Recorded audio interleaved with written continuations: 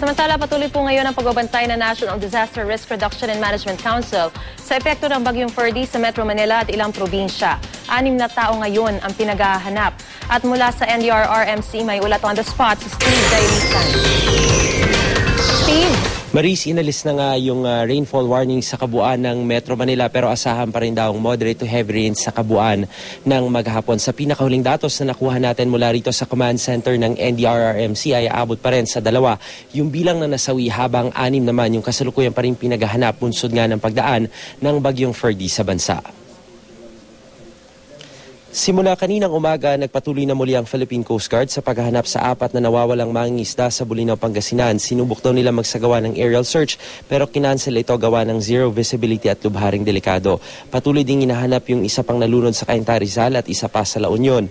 Hanggang ngayon, Maris, ay pinakikiusapan ng NDRRMC ang mga mangingisda na ipagpaliban muna ang pagpalaot lalo't kahit nakaalis na raw ng bansa ang Bagyong Ferdy, pinag-iibayo pa rin daw ng habagat ang malakas na hangin sa karagatan.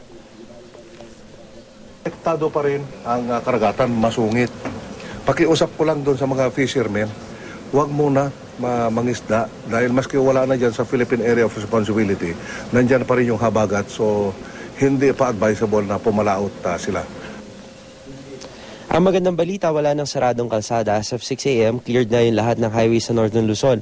Naka-standby naman daw yung mga heavy equipment sa Dalton Pass sakaling kailanganin. Dito nga sa Metro Manila, nakauwi na rin daw lahat ng mga lumikas kahapon mula sa lungsod ng Makati, Marikina, San Juan at Camanava area. Mga kababayan natin na pabalik sa mga kanilang mga bahay kung ito ay nag-evacuate. Normally, kung nag-evacuate ang mga tao, nakikibahay din ang ahas. So babalik ka mamayang gabi, baka maupuan mo nagtago sa ilalim ng katre. Kung nasaktan yung ahas, tutuklaw. So kung tinuklaw ka ng mababangis na ahas kagaya ng cobra, mamamatay ka. Kaya kami rito, red alert kami maski wala na yung bagyo dahil Maris, paalala nga nitong si Yusek Benito Ramos sa ating mga kababayan ngayong nakaalis na ng bansa si Bagyong Ferdy at manaka-naka na lamang yung pag-ulan. Simulan na rin daw yung paglilinis sa ating kapaligiran. Alisin na yung mga basurang nakabara doon sa mga kanal para maiwasan nga yung pagbaha. Yan muna ang latest mula pa rin dito sa command center ng NDRRMC. Balik sa'yo, Maris. Steve, alam na natin na ginagawa lahat ng mga otoridad yung kanilang makakaya para paghandaan yung mga ganitong klase ng kalamidad at ang mga kalamidad ay hindi natin kontrolado. Pero ano na nangyari doon sa talagang sinasabi nila dati na zero casualty target ng mga otoridad, especially ng NDRRMC? Ang sinasabi sa atin ni Yusek Benito Ramos, hindi naman sila nagkukulang dun sa pagpapaalala dun sa ating mga kababayan. Ang kaso nga lang, Maris, talagang merong iba na sinusubok yung kanilang kapalaran. Yung iba,